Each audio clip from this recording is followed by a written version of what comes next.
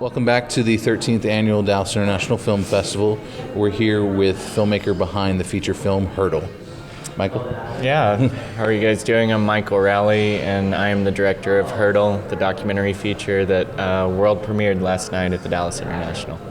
So let's talk about the reaction to the film. How was it last night with the Dallas audience? Oh man, it was amazing. We had a packed house, and the audience was just so supportive and excited to see the film. A lot of people have really been along for the journey with us here in the Dallas community. I'm a Dallas filmmaker, so it was really cool to share it with the community from which the film was born. And, you know, we just had a great time. I think it really helped bring out some conversations. We had a really great Q&A where people were interested to learn more, and also they felt like Hurdle really provided them a window into a world that they don't often see or have never seen. So we were excited about that.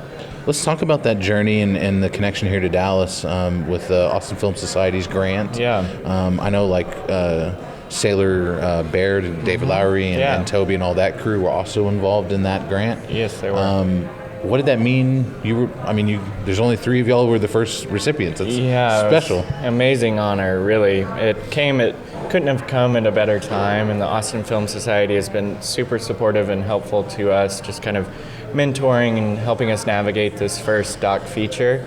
And, you know, and Sailor Bear and all of those guys that contributed to the North Texas Pioneer Film Grant. It just means the world to us, and it's really exciting for Dallas and Dallas filmmakers because there's so much talent here, and there's a lot of people doing really cool work. So I'm excited to see that Dallas is growing. You know, film is not isolated just to Austin. You know, we've got some very talented and amazing cinema being made here as well. So we're so grateful for that grant. Let's talk about 2015 when you made your first trip over there. Yeah. I myself am Israeli, so I'm from that other side. Yeah, totally. I would love to know what your experience when you got over there and what made you be so bold to go to the other side. I mean, I feel like that's something, like you said, not many people have ever ventured there. Yeah, absolutely. You know, I was working with an NGO that focused on telling stories about the conflict from all sides. So it was stories of Israelis and Palestinians, the challenges that they face, the loss that they've experienced because of the conflict, but also their hope for peace in the future and how to figure all of those things out. So I was very lucky enough to, you know, get my feet on the ground and hear from so many different sides and so many different experiences and capture them in video. And that's whenever I first heard about these young men, these young Palestinians that were responding to the obstacles and hindrances to their freedom of movement with creativity. And I thought that it was a beautiful picture, of just nonviolent creative response to a very tough situation for Palestinians, but also it was a picture and hope for the future that, you know, amidst all of the craziness and all of the news and violence and things like this, there are people that are really putting in the work to train up the next generation to respond to adversity in different and creative ways. As far as our 3 leads, especially Mohammed and Sammy, because they are predominantly through the film. Sure. But also Jihad, if you want to talk about him as well. And what you just said, the fact that this is going to be the next generation's movement.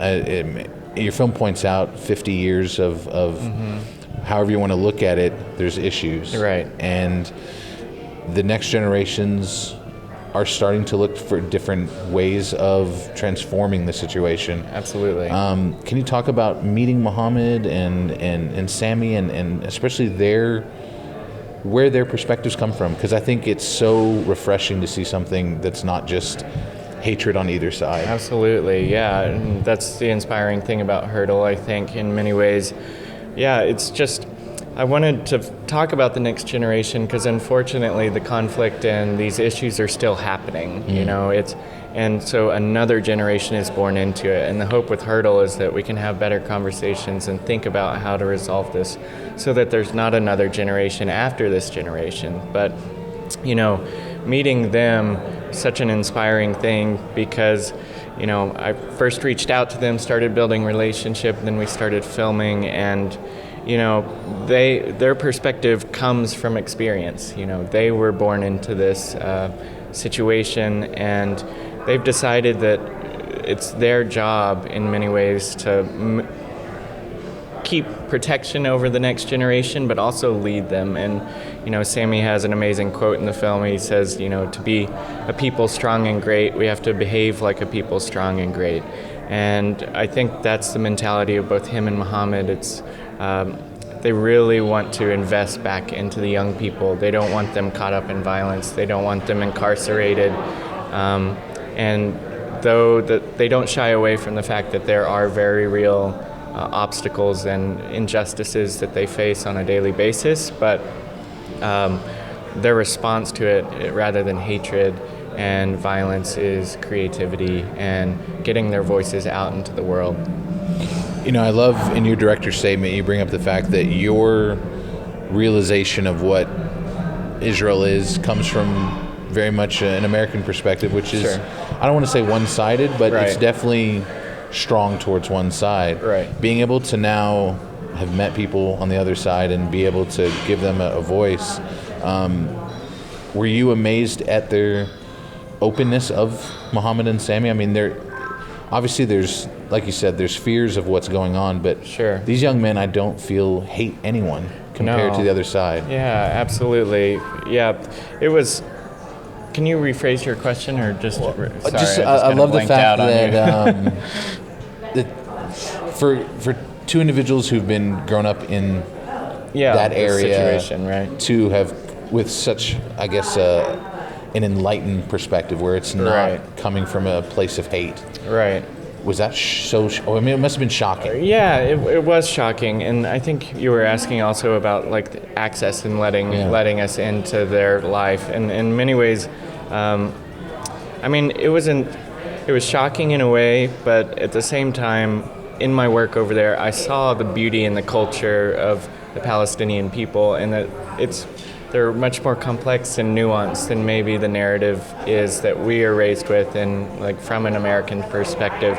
Fortunately, oftentimes we see them in the media as violent or throwing stones or something like that. But whenever you're there and actually getting to know these people, you see that they have the same depth and complexity that all of us do. They're not inherently violent people.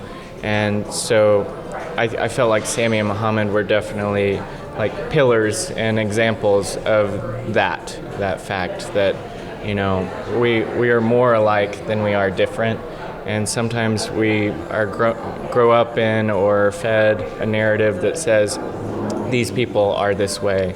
And so my hope is that we kind of start to tear down some of those stereotypes and see people as people. As far as for folks being able to keep track of where Hurdle goes from here, tell us how they can follow you guys. Yeah, it would be great if you guys checked us out at hurdlefilm.com. We're on all social media channels at hurdlefilm. We've got some screening announcements that we'll be announcing soon, so we're excited about that. And we're planning to pursue the festival circuit, keep playing it throughout the entire year, and then hopefully find some distribution options. So. Well, I know James Faust was in particular very excited about having the world premiere here for the film. Oh, we loved it.